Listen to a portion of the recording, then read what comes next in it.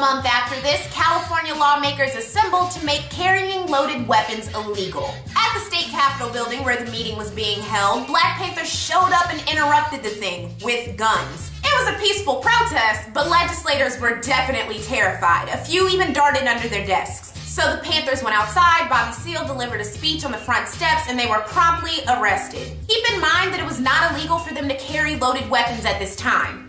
In response to this peaceful yet intimidating event, lifetime National Rifle Association member and then California Governor Ronald Reagan said there was no reason why on the streets today a citizen should be carrying loaded weapons. Does the NRA even promote to its conservative members that they back this legislation? The media reported the protest as a violent invasion, and the Panthers' stark differences from nonviolent civil rights groups damage their reputation in white America forever. This is Lectural. She is a black leftist YouTuber. She had a conversation with the white leftist YouTuber Vaush, and it put everything into perspective as far as the problems that I've been having with Vaush's commentary on black culture, and also a problem I've been having with black leftists. I've been wondering where exactly a lot of these misconceptions about black people have been coming from as far as the things that I've been seeing on the left. We have seen this over and over again throughout our history. White people are separated from us, and they create a buffer class to kind of give them insight on what's happening within the black community. And it's the buffer class that comes into our communities to manipulate the conversations. But they also go outside of the communities to manipulate people's perceptions of what's happening inside the community. The black people who tokenize themselves and the white people who use these tokens find mutual benefit in playing this game of obscuring what the fuck black people are actually saying. And yet we only acknowledge these black sellouts and useful idiots when they're being used by the right wing, when in actuality they're being used by every corner of the political spectrum. And through oversimplification, omission, and intellectual dishonesty, you can create any narrative you want. Take this clip about the Panthers, for example.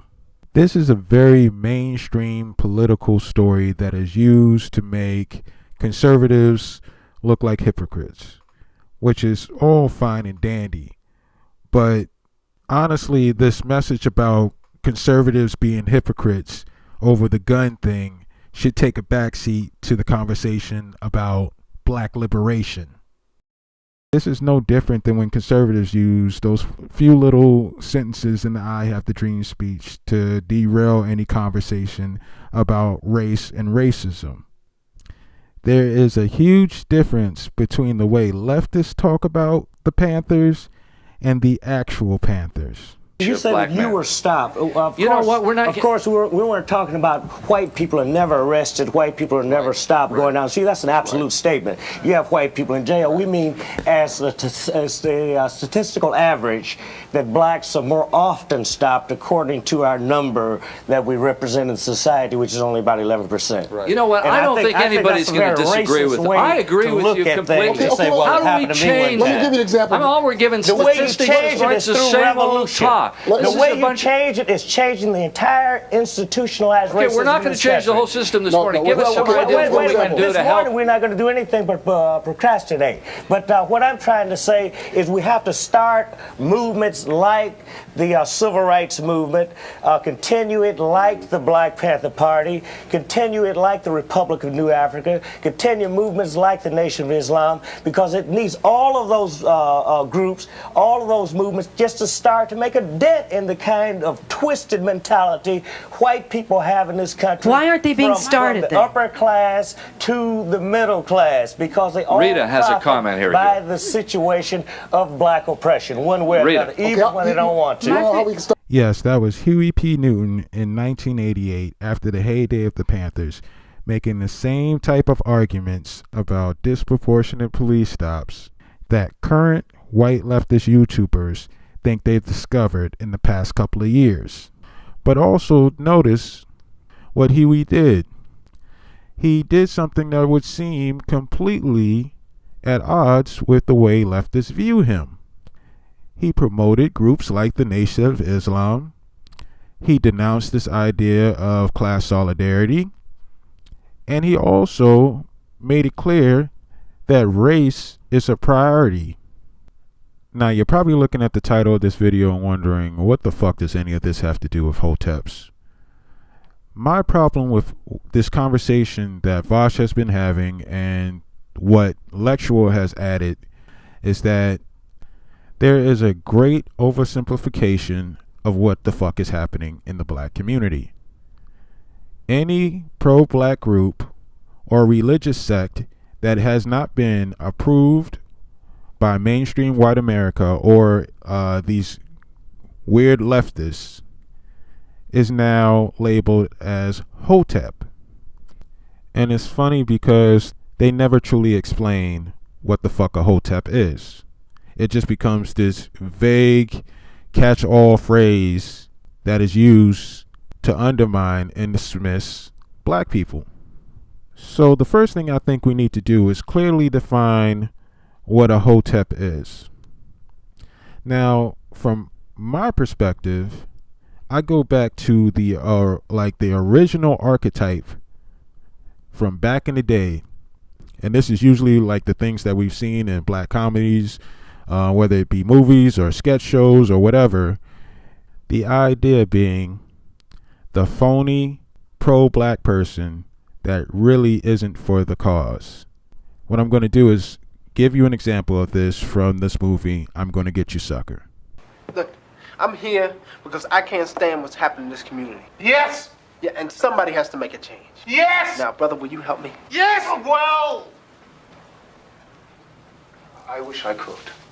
Damn it, man, I heard the People's Revolutionary Army was once 1,000 strong. Now, what happened? They got government jobs. What? You know that government office building on 25th Street? Yeah? We went down to take it over. But they were hiring that day. The brothers walked in with guns. Came out with jobs. The brothers weren't mad anymore. Yes. Whitey is something else.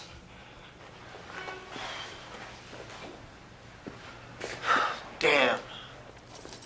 My great Nubian warrior. Dinner's ready. We have a guest. Meet my old Fay wench. Yeah, nice to meet you. Would you like to stay for dinner? She makes the best bean dishes in all the world.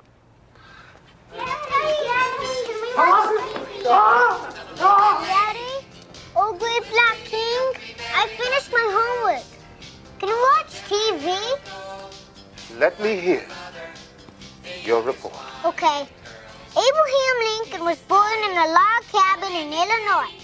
This poor white trash went on to become the President of the United States. Yes?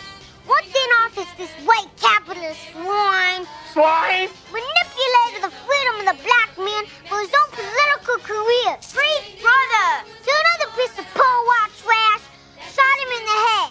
The end. Woo! Thank you, Jesus. Whitey, I am very pleased. Yes, you and your lovely sister, you may go and watch TV. Go and enjoy. Are you sure, my brother? You will not join us? No. Oh, bean ice cream? Thanks, I'm regular. Look, I gotta be going, man. Thanks. Struggle!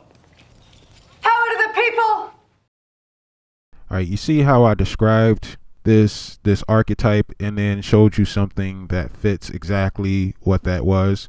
Well, here's a black leftist from Very Smart Brother. He is going to define Hotep, and I just want to go through this and see how our definitions match up.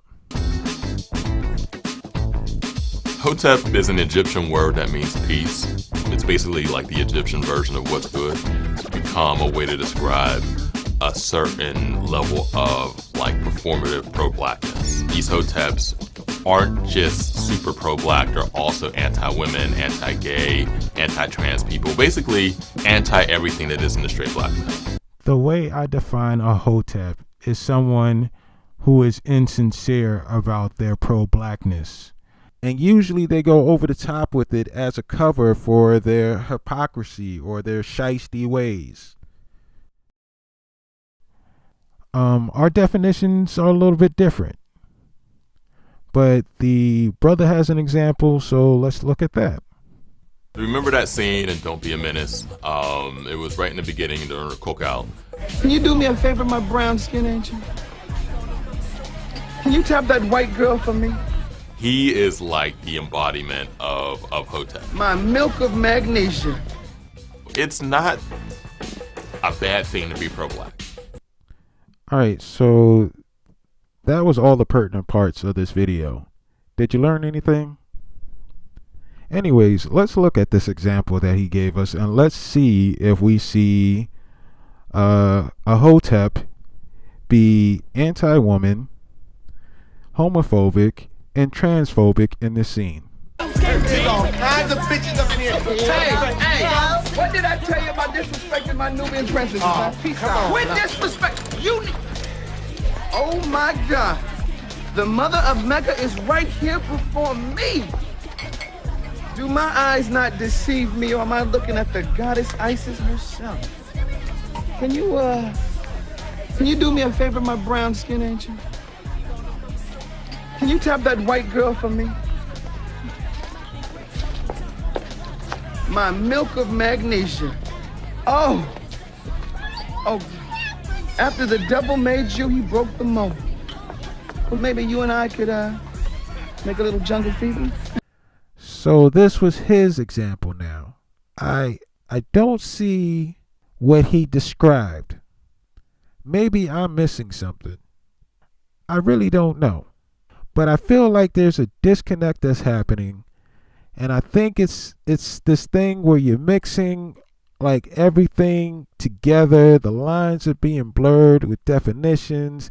It just becomes a great oversimplification where almost anyone can fit under this label because you can make it mean whatever the fuck you want it to mean.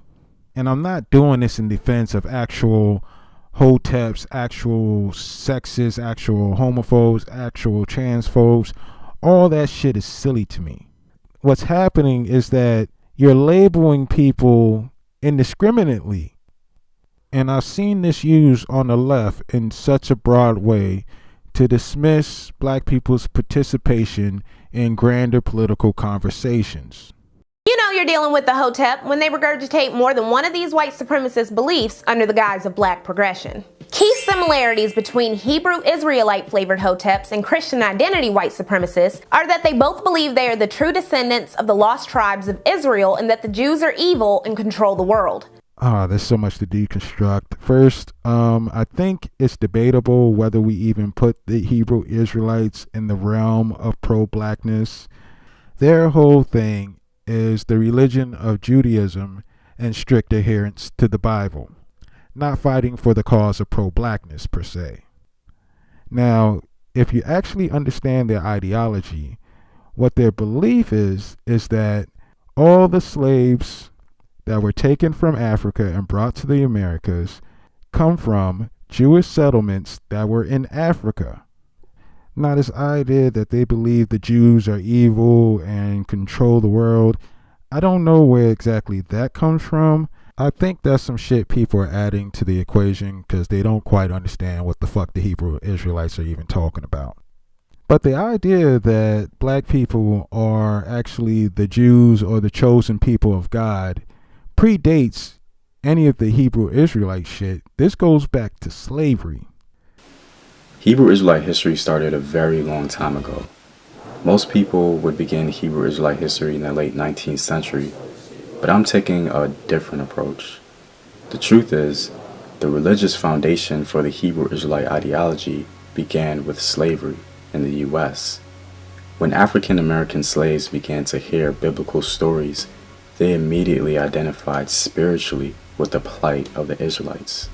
For African Americans, identifying spiritually with the Israelites gave them a sustained hope that the God who delivered Israel would surely deliver them.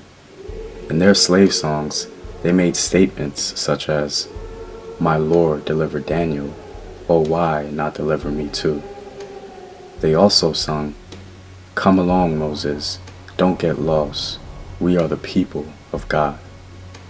So we can see very early on that enslaved African Americans in the United States were laying down the psychological framework needed to identify with the Israelites. In the late 19th and early 20th centuries, certain African Americans began not only to identify spiritually with the ancient Israelites, but also claimed that they were their direct physical descendants.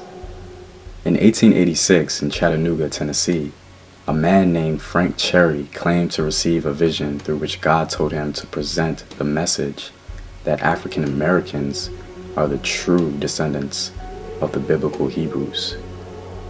Then William S. Crowdy founded the Church of God and Saints of Christ in 1896 in Kansas with the claim that the 10 lost tribes of Israel were the ancestors of black people. From the beginning of the 15th century up to the second half of the 20th century, the lost tribes idea has been an essential part of the European colonial narrative and discourse. In other words, the lost tribes obsession from the start originated amongst European religious imagination. This was adopted by black people in America who had every reason to find parallels between the suffering of the Israelites and their own traumatic experiences of slavery and Jim Crow. Fortunately, this new idea for many black Hebrews relieved the pressures of being descendants of Africans and having to deal with the Western world's view of that. Identifying with the romanticized plight of the Hebrew Israelites granted African Americans access to sympathy and a respect for their humanity.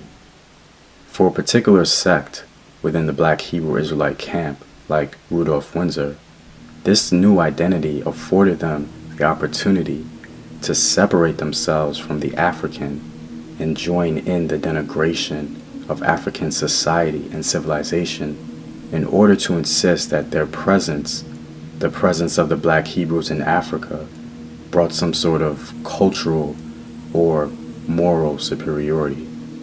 An idea that Rudolph clearly states himself.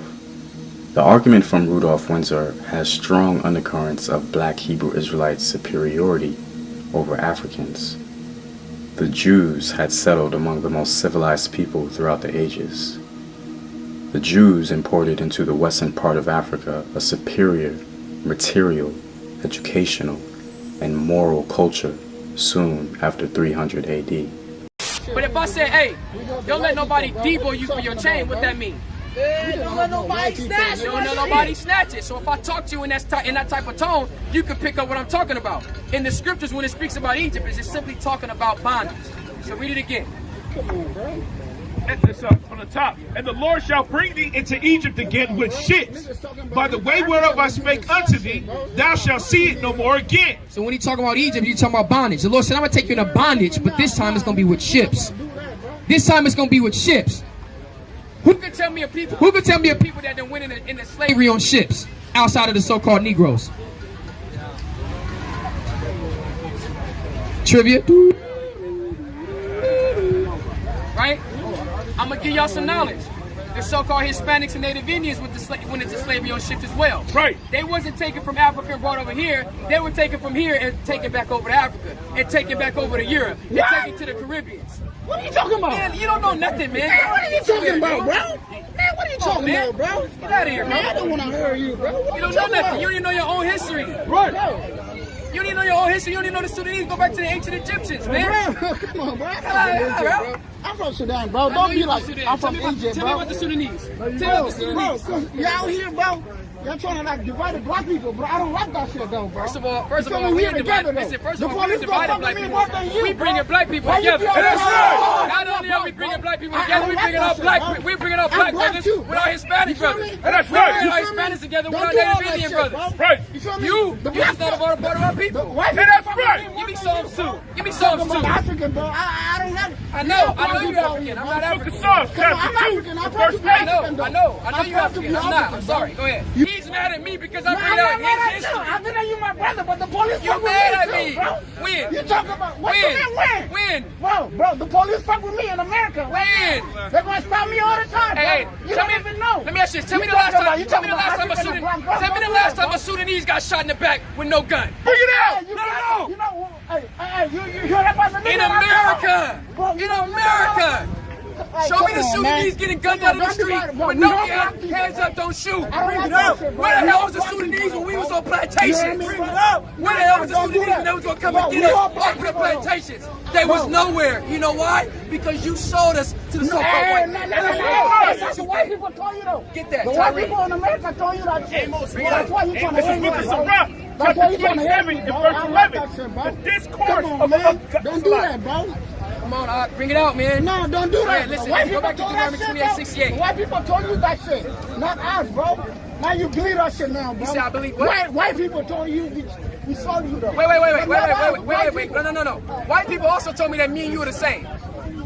What the? We're not the same. Okay, what? Exodus 11:7. Bring it out. The Exodus chapter 11, verse 7. Go ahead. Against any of the children of Israel shall not a dog move his tongue. Not a dog should move their tongue against the children of Israel. But what? Against man or beast. Go ahead. That ye may know. That we may know. That we may know what? That the Lord doth put a difference between the Egyptians and Israel. Read it again. He didn't hear it.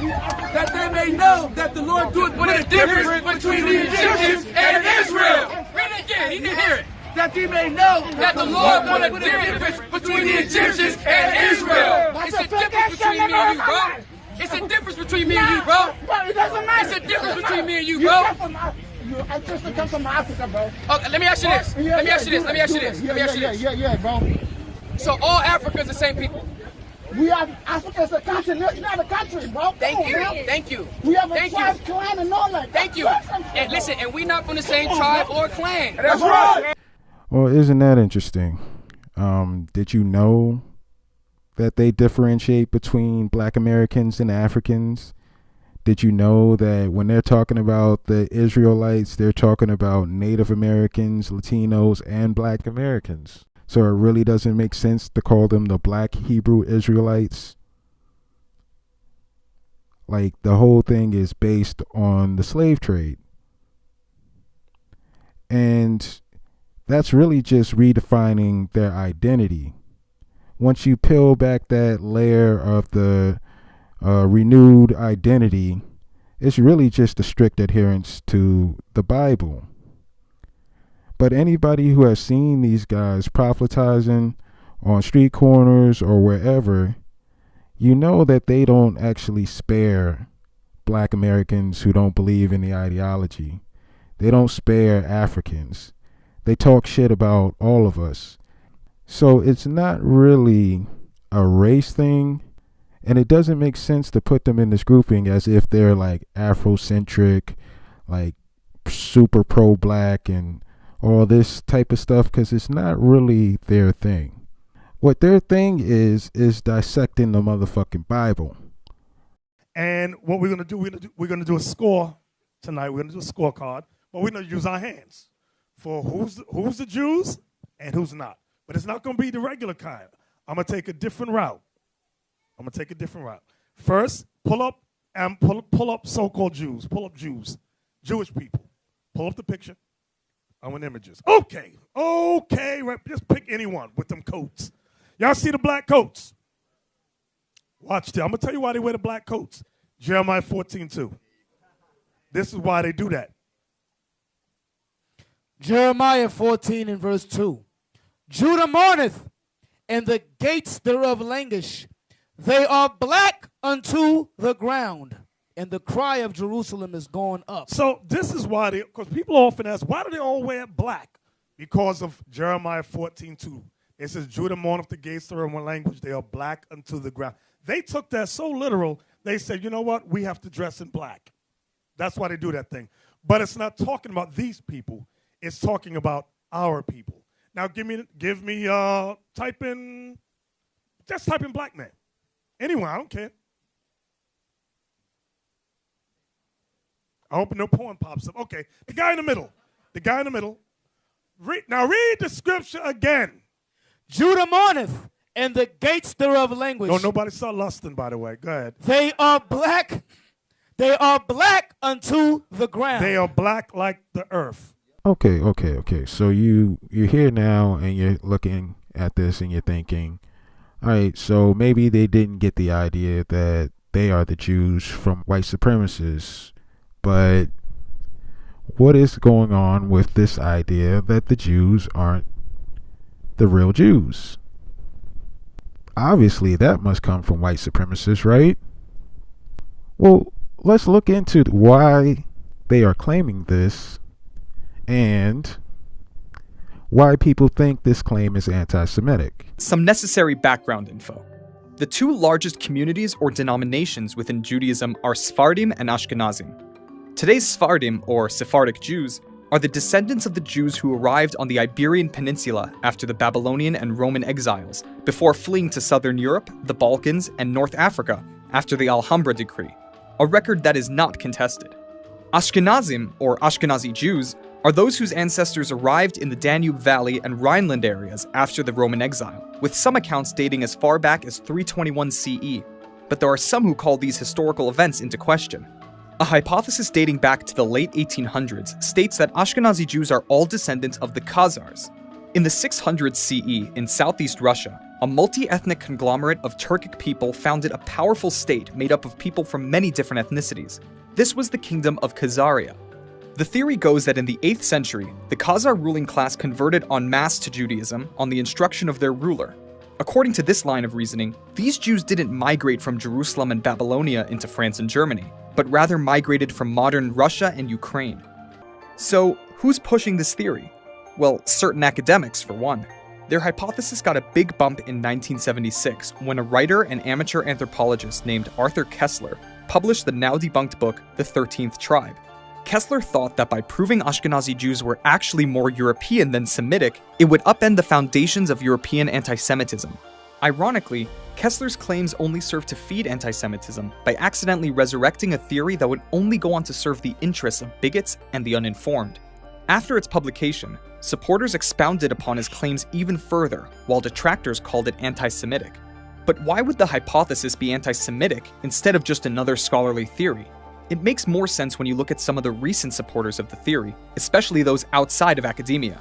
These include online commenters, who use it to delegitimize the Jewish people by classifying them as a fake nation.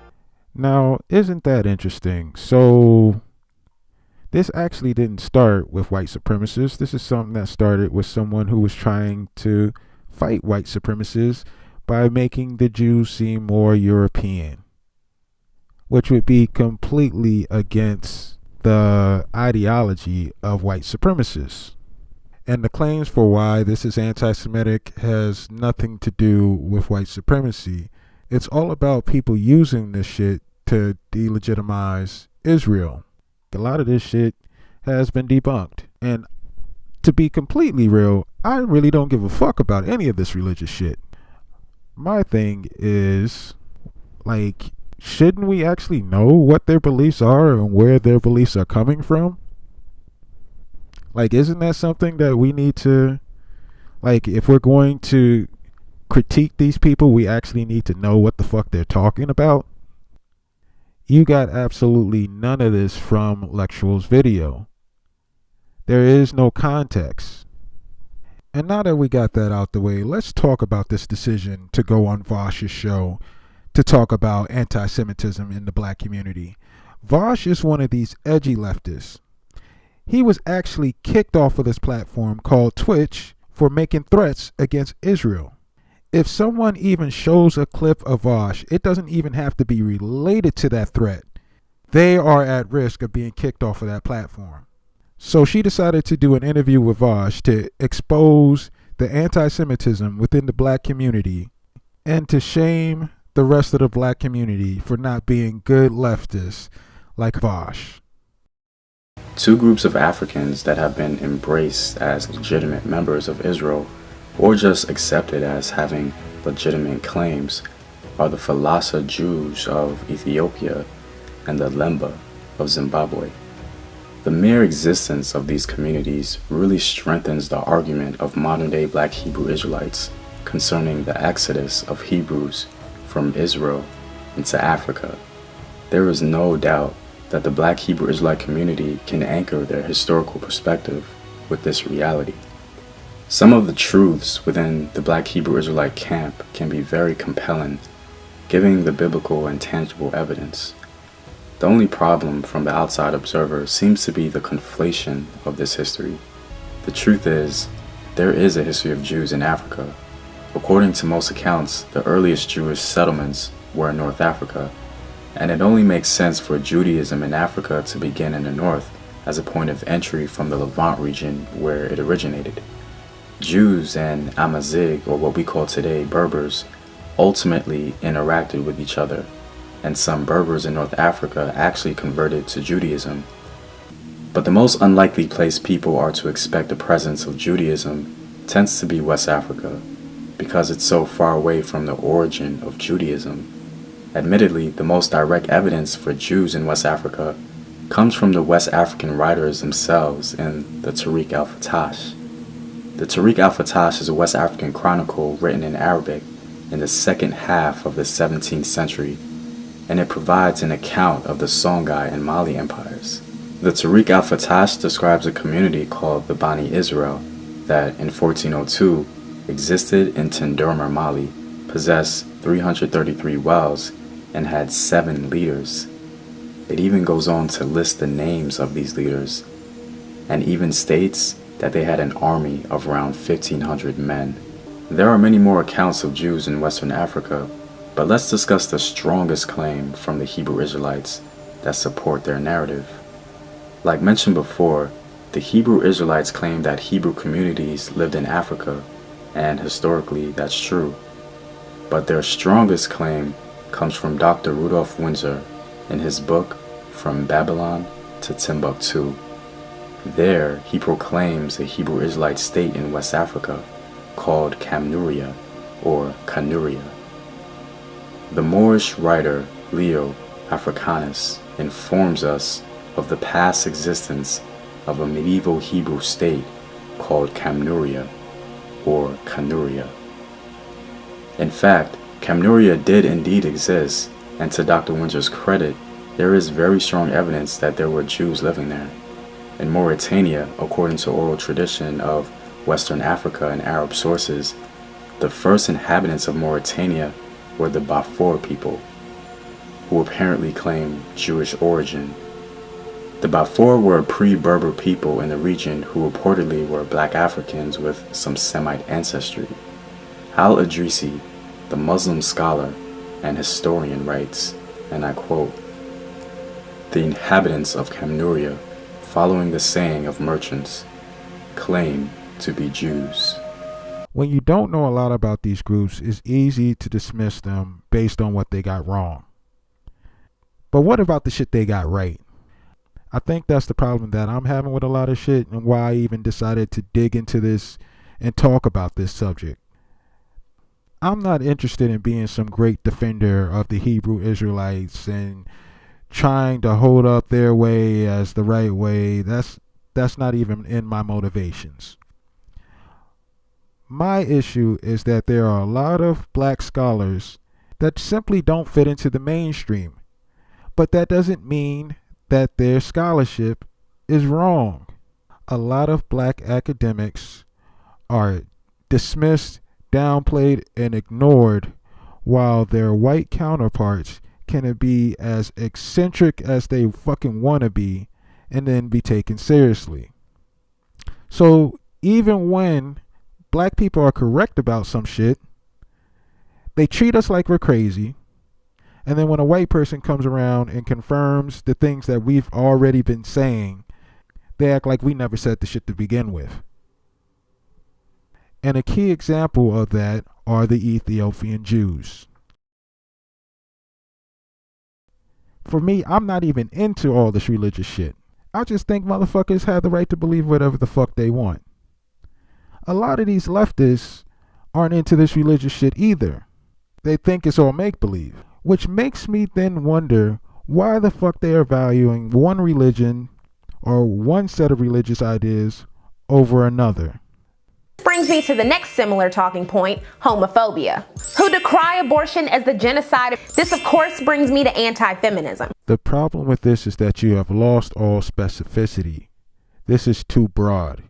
You can literally break down the Abrahamic religions and fit them into some of these categories, which means someone could turn around and then say someone like Martin Luther King was a Hotep.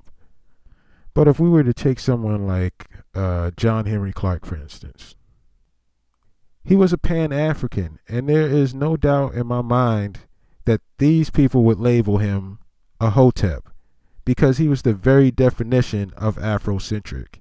Like his whole philosophy centered Africa. But let's listen to what he has to say about these Abrahamic religions.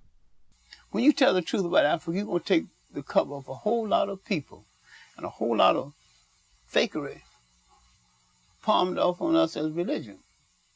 That include Hebrewism, Islam, and Christianity. Everything was brought into Africa from the outside, did Africa more harm than good. All organized religions were male chauvinist murder cults. And yet you had spirituality in Africa before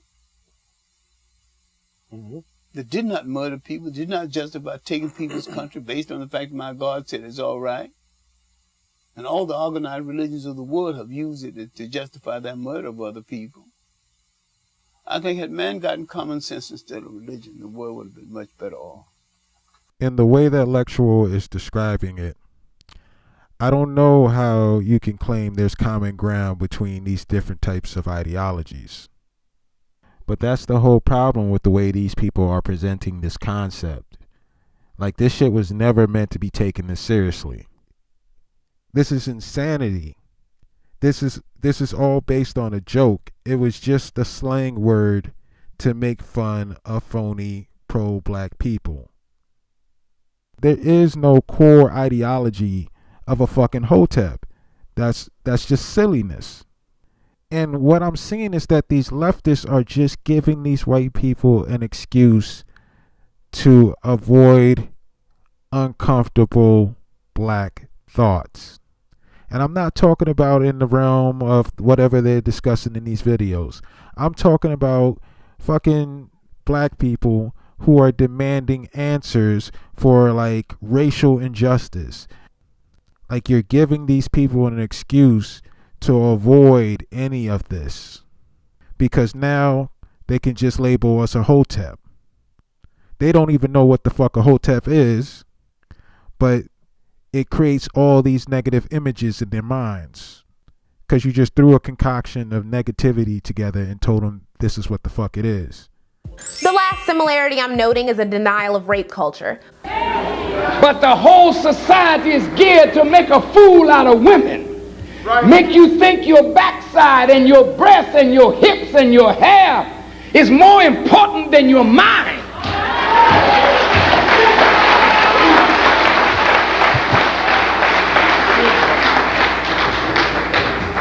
If you were to poll the young women in this audience, you might find over 50% of them have been abused by their fathers, have been abused by their uncles, have been abused by their brothers. There's very few of these young girls have grown up without being abused. When you abuse a girl, it's worthy of death. That's right. Teach a lesson, man. Because what you don't know,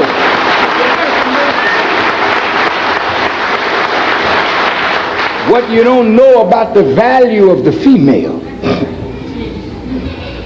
the Native Americans can teach more about the value of the female than any religion that I've seen.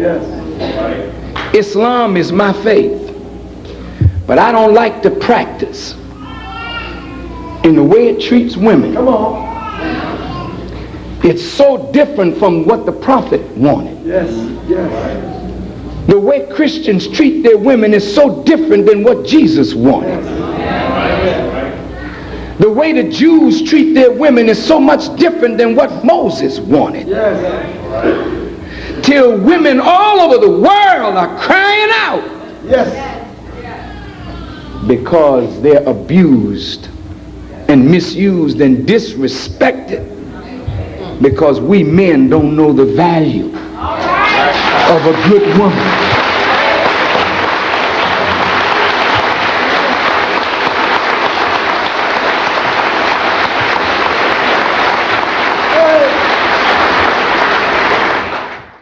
That was Louis Farrakhan at a gang summit in St. Paul, Minnesota back in 1993. He is clearly denouncing rape, sexual abuse, and the mistreatment of women. Lexual called him out directly in her Hotep video. So Farrakhan is a quote-unquote Hotep who has been denouncing rape culture longer than this woman has been alive. Here's one that people are really debating. Thomas Jefferson. Oh, you know, this is always a tough one for anyone who's a radical Democrat. It was probably more than he would have loved to have seen not only the end of the slave trade, but the end of slavery, but just couldn't bring himself to give up his own slaves. Okay, I mean, he held firmly to it, and at the very same time, by most historical and now genealogical accounts, he actually ends up in this long-time affair with Sally Hemings.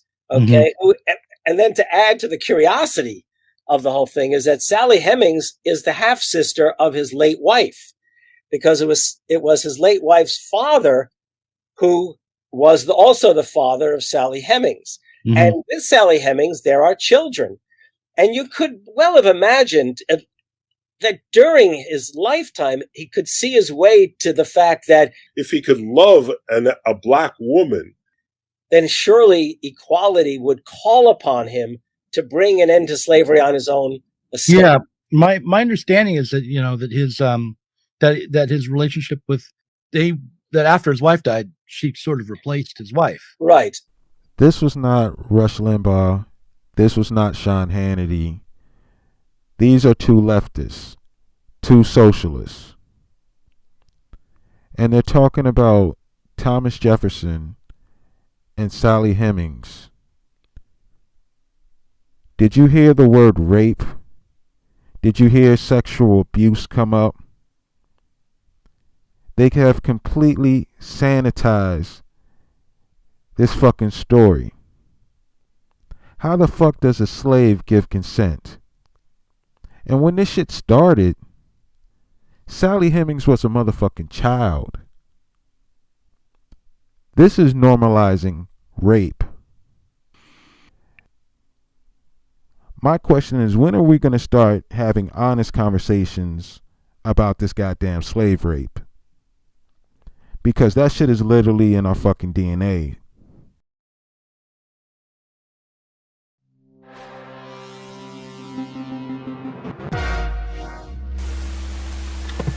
The video we saw was it was the one that you did on, okay, I don't know if I could say this, on Hoteps, 5 commonalities between Hotep tree. Yeah.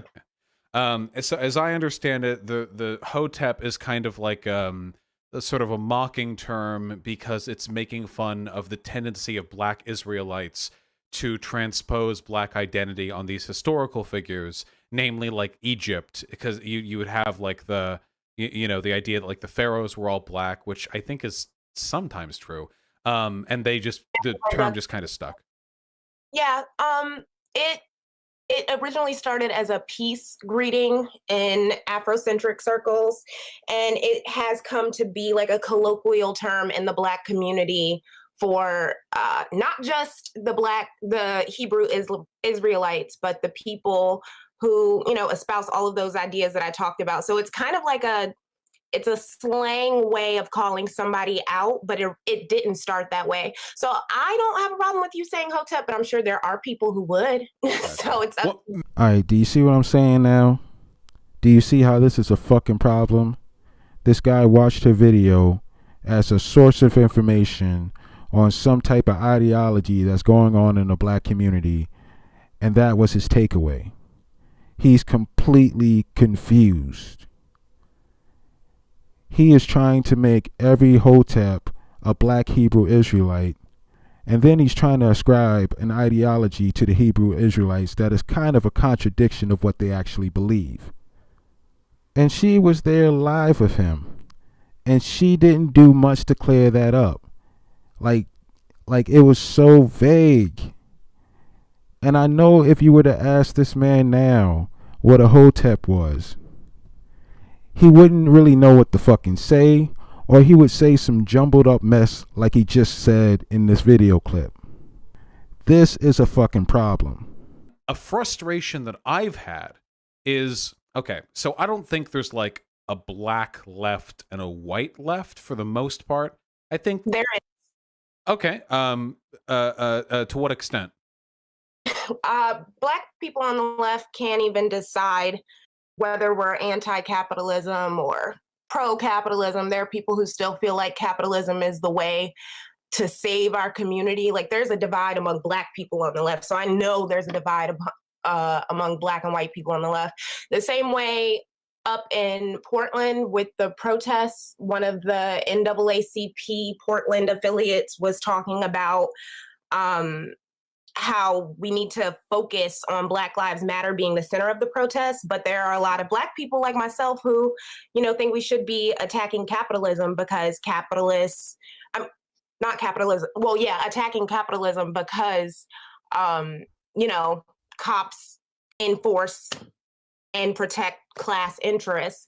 So we can't even agree on that over here with black people. So I know there's a black and white divide, black people not trusting white people out on the streets who were protesting, saying that they're doing it for shits and giggles. So why do you think there isn't a divide between black and whites on the left?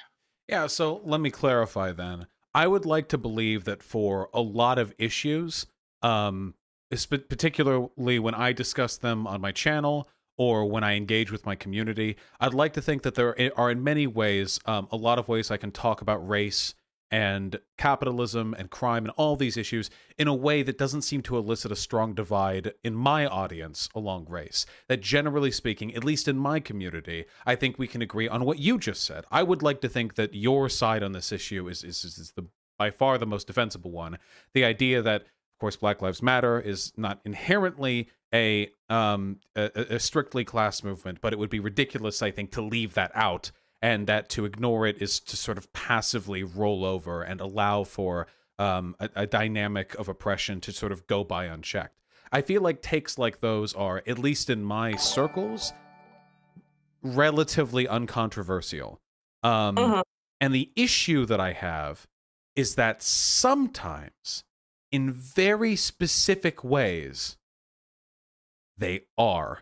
Yeah, she's one of those motherfuckers. Apparently, these protests need to be about class, even though the whole point is this disproportionate amount of police brutality against fucking black people. Now we need to talk about fucking class. And do you see how giddy this motherfucker was, knowing that he had one of these goofy motherfuckers on there with him, fucking co-signing this bullshit?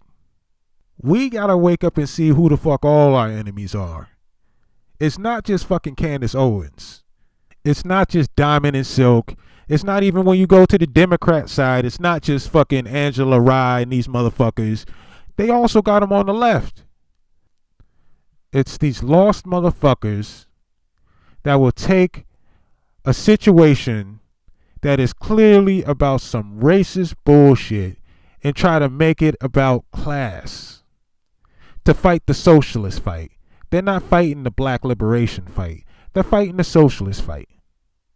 So they ain't with us.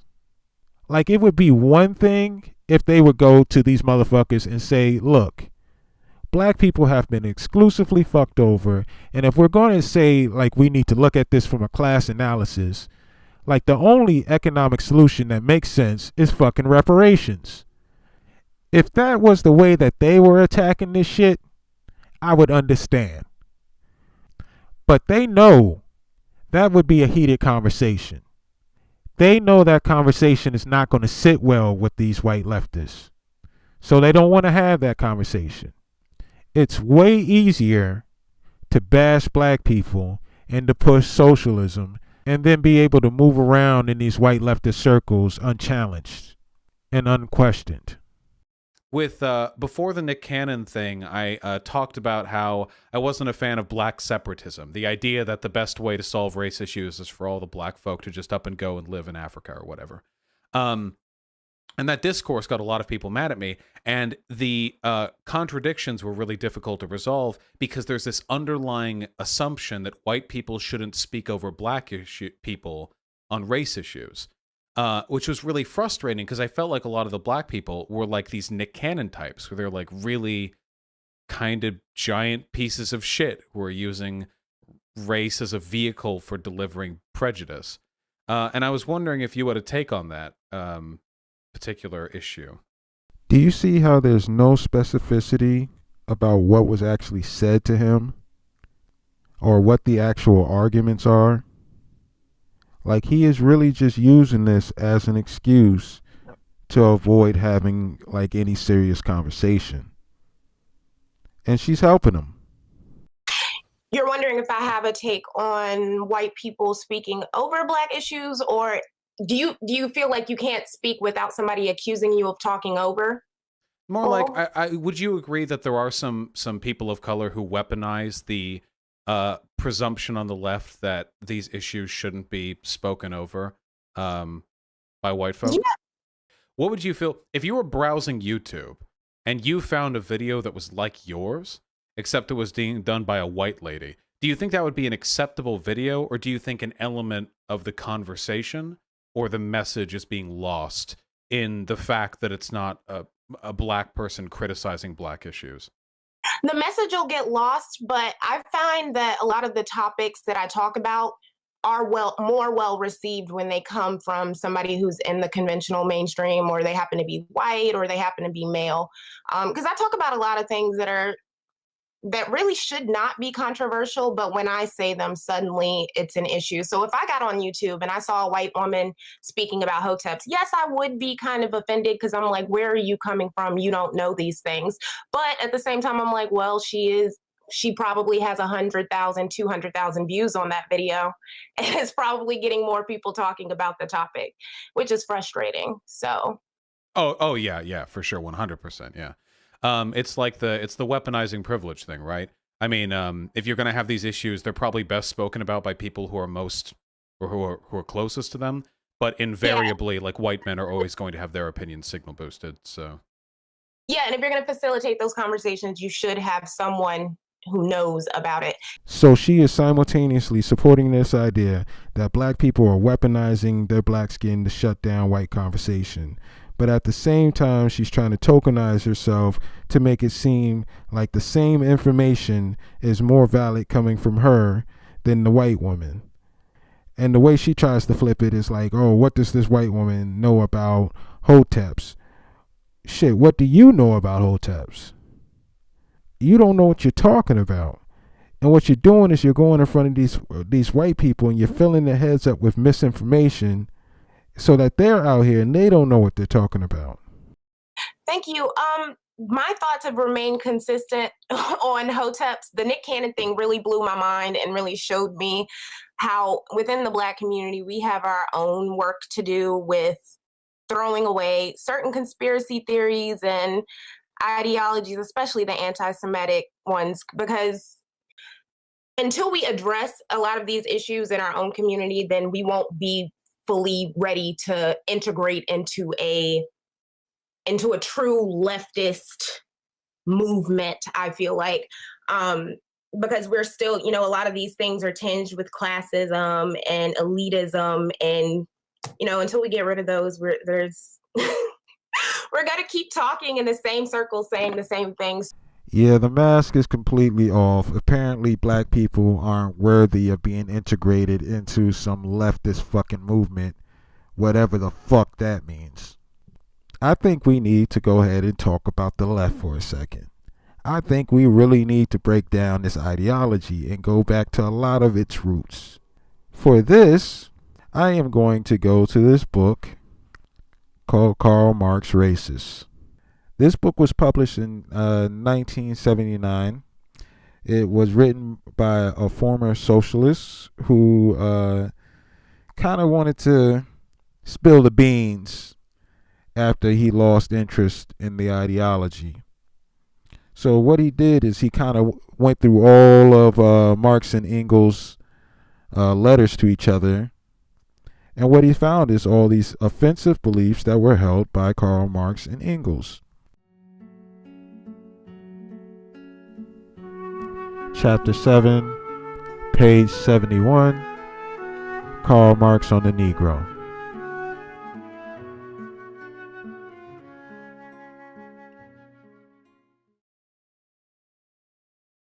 Marx and Engels are customarily depicted as admirers of Abraham Lincoln, resolute foes of chattel slavery, and courageous champions of Negro rights, Negro equality, and Negro freedom. There is scarcely an iota of truth to this interpretation. Publicly and for political reasons, both Marx and Engels posed as friends of the Negro. In private, they were anti-black racists of the most odious sort. They had contempt for the entire Negro race, a contempt they expressed by comparing Negroes to animals, by identifying black people with idiots, and by continuously using the appropriate term arrogant in their private correspondence. Since they wrote to each other in German, this meant inserting the offensive English word instead of using the correct German word again. Since neither revolutionary theorists had much interest in the Negro, and still less in the fate of Africa south of the Sahara, the quest for Marx and Engels' true views on the Negro has required a diligent and prolonged search. It has been rewarded, if that is the correct word, by some revealing expressions of gutter race hatred of the lowest sort. Marx wrote Engels on July 30th, 1862, that the Jewish Jürgen Lassalle was fortunately leaving London towards the end of the week for his native Germany, adding, "It is now absolutely clear to me, as both the shape of his head and his hair texture shows, he descends from the Negroes who joined Moses' flight from Egypt, unless his mother or grandmother on the paternal side hybridized with an Jürgen. Now the combination of Germanness and Jewishness with a primarily Negro substance necessarily creates a strange product.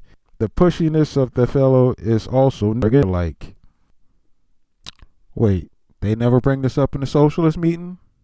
If you're a little bit confused by what's just happening there, Marx has his own theory about black Egyptians and black Jews. Because apparently he thinks there was some race mixing going on in Egypt when the fucking Jews were making their exodus. So he looks at other Jews, and by their appearance, he makes a determination about their purity as a fucking Jew. And of course, this is on the basis of them having the possibility of inferior nigger blood from Africa. Yeah, great. I mean, it's essentially just like color swap Nazis. I debate a lot of Nazis on my channel, and the beats are all the same. It's like you said, with the KKK and the white supremacy mirroring the talking points, or the Hoteps mirroring their talking points, maybe. The beats are all exactly the same. This like ultranationalism, a belief in racial separatism, a belief in a conspiracy to keep their racial group down. It hits like every single pointer. I know that. My father's culture is gone. So you must remember that. Really careful with this rhetoric, because that's what white nationalists say. And I know.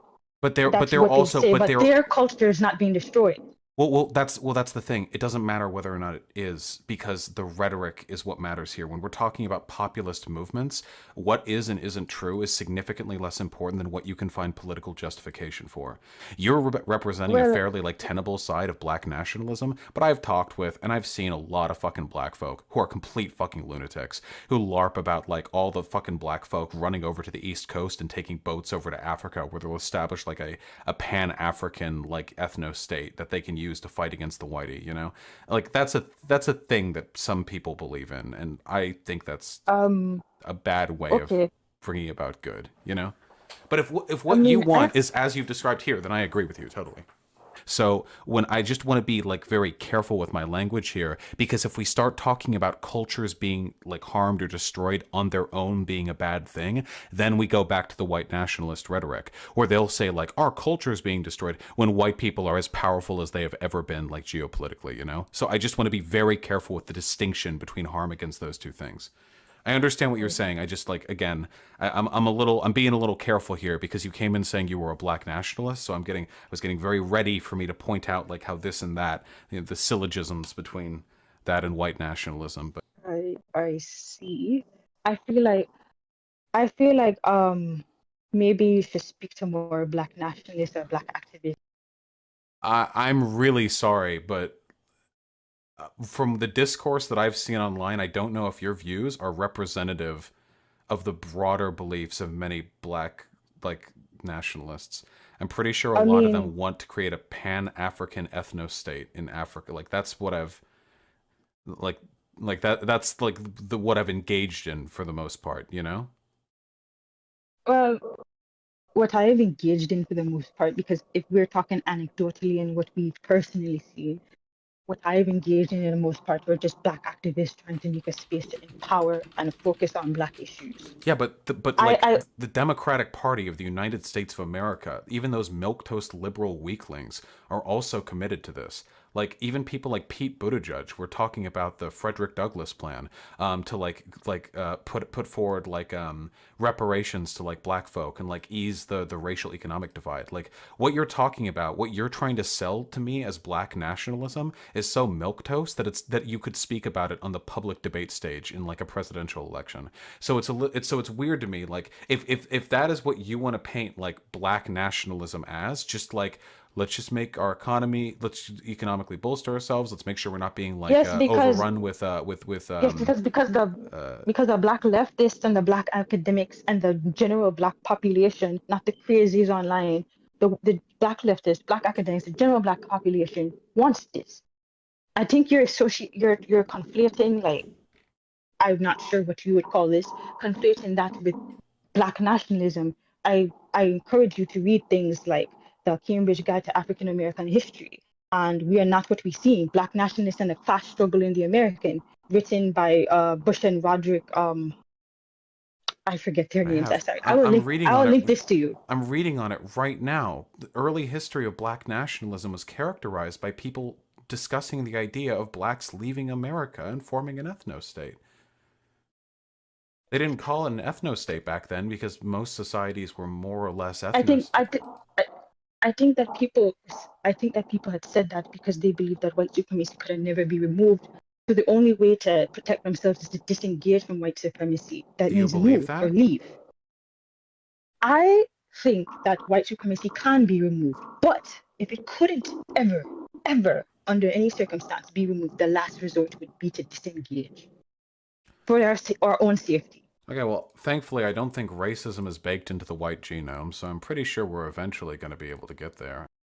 Yes, and also one more contention that I had with you, in terms that, about black spaces being unnecessary and ebonics being used to exclude white people from the conversation or something similar to that. Okay, as for the AAVE thing, I only said that with regard to literal, like, black Nazbols.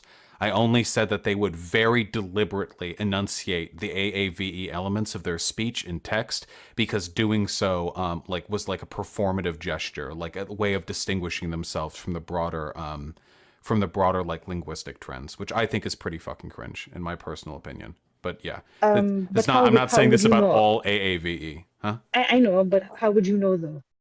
What? Because I have no respect for ethno-nationalists or for Nazbols, so I'll No, say whatever the fuck I I'm want saying- about them, huh?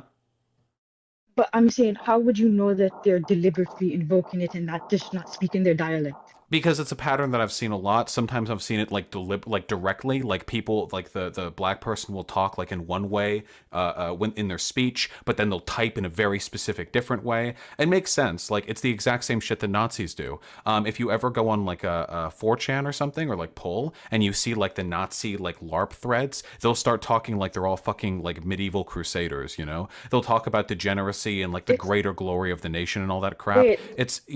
Wait. It's called code switching. That's not comparable with that's dog whistling with Nazis. What we do is code switching. Well, it kind of is dog whistling when you're doing the code switching as part of like an anti-white black nationalist message. At least it's a component to it. But I'm trying to understand. But how would you know that they're intentionally invoking Ebonics to do this? I can't deductively know what a person is doing or why they're doing it. I can only look at patterns of behavior from people and try to like make sense of them with things that like seem to make sense to me. And in some ways, I see it's like a coping mechanism when some Hoteps like to say we were kings and queens in Africa and all of these things, which is true. But like there were also slaves and there were, you know, poor people and fishermen. And, you know, we encompass a full scale of people. And to just put so much emphasis on the kings and queens part is that supremacy that we were talking about. And it's just a regurgitation of white supremacy at the end of the day.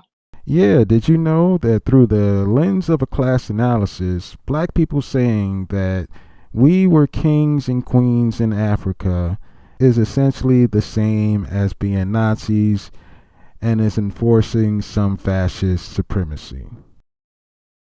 So at one point in time, before the internet, it was a very common belief amongst white Americans that the only things in Africa were jungles and savages, and that the white man went over there and civilized the black people.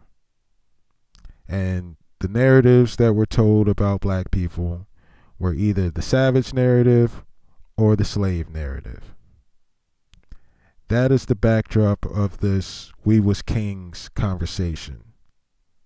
It was not only mocking us for the way we talked, but it was also mocking the very idea that there were kingdoms in Africa. That was the original conversation.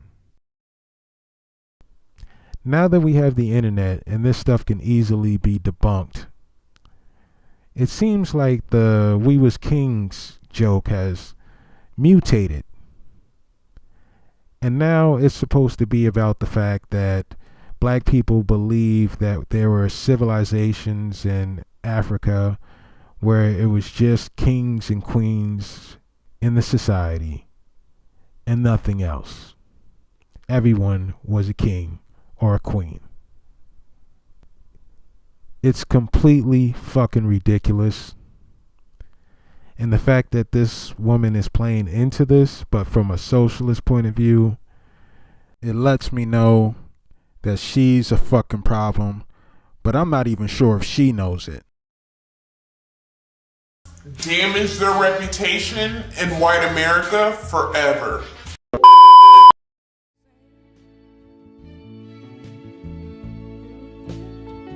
But she kept on talking. She kept on talking.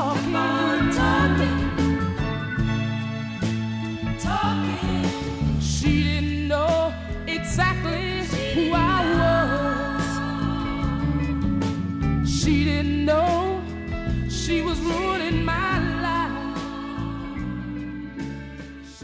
Captain, I'm picking up some strange signals.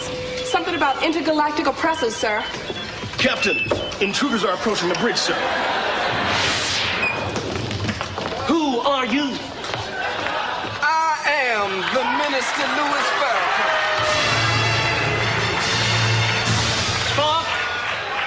Spock, who is he?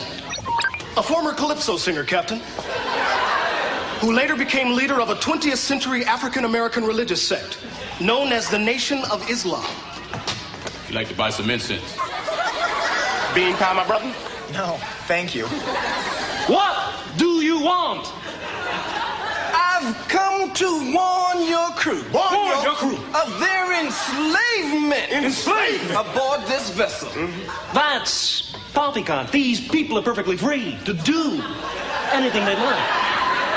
It is that same lie that kept Elvis the king, that made that poor child LaToya Jackson think she could sing. It is that same lie that's got white boys rapping and the fat boys acting. Hey, mister, you can't come in here and talk to me like that. Uhura, get me Starfleet Command. Yes, Captain. Oh, my Nubian princess. How long have you placed his cause? I watch the show every week, and all I see is the back of your nappy wig. Uhura, Starfleet, now! Well, wait a second. He's right. I've been sitting here for 15 years with this damn thing in my ear. It ain't got one raise yet. Is that all I'm good for? To be your little secretary? Or your occasional chocolate fantasy?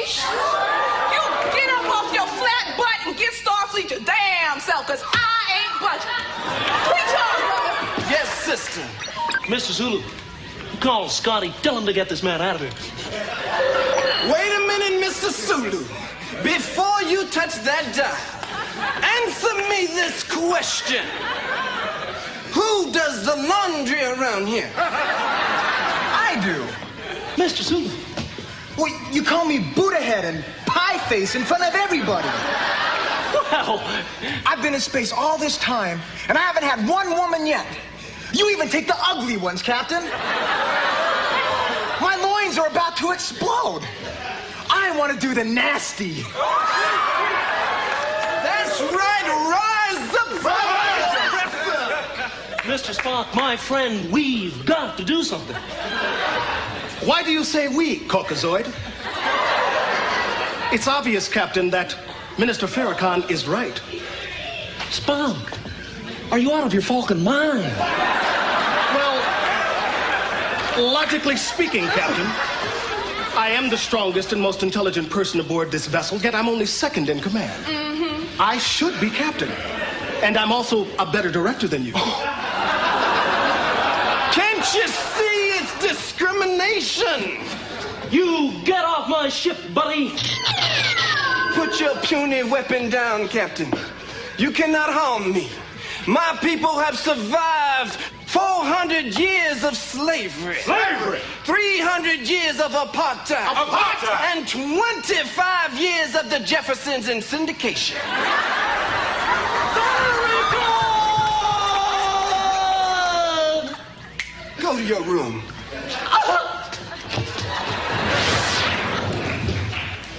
Oh, I love it when I do that to them.